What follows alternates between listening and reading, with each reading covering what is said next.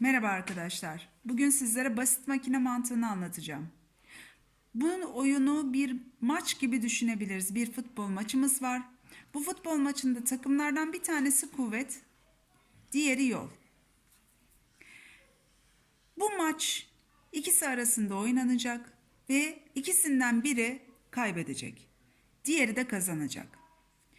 Şimdi kuvvet kaybederse yol kazanacak. Yol kaybederse kuvvet kazanacak.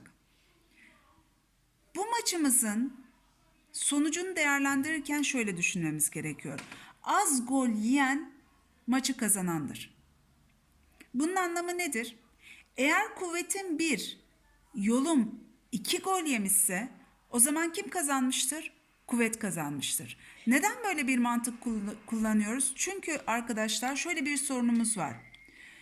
Kazanç dediğimiz anda kuvvetin sanki çok yüksek olması gerekiyormuş gibi algılıyor öğrenci. Halbuki kuvvetimin az olması gerekiyor. Yani az gol yemem gerekiyor benim.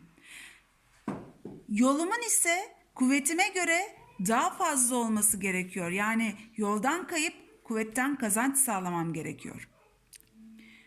Bu maçın iki kazananı olmaz. Bir kere kuvvet kazanmışsa yol kaybetmiştir. Yol kazanmışsa kuvvet kazanmış.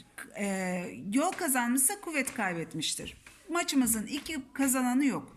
Bu nedenle arkadaşlar işimiz her zaman sabittir. İşi maç gibi düşünürsek maç süresi her zaman sabit 90 dakika.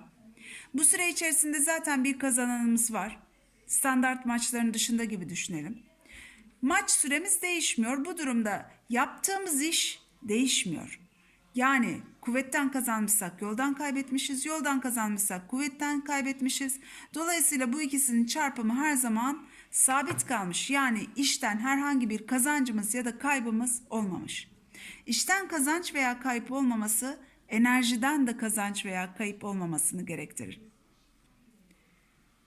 Bazen arkadaşlar bazı basit makinelerde kuvvetten ya da yoldan kayıp ya da kazanç olmaz. Biz sadece iş kolaylığı için kullanırız.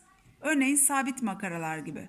Kuvvetten ya da yoldan kazanç ya da kaybımız yoktur. Sadece bir iş kolaylığı sağlar. Teşekkür ederim.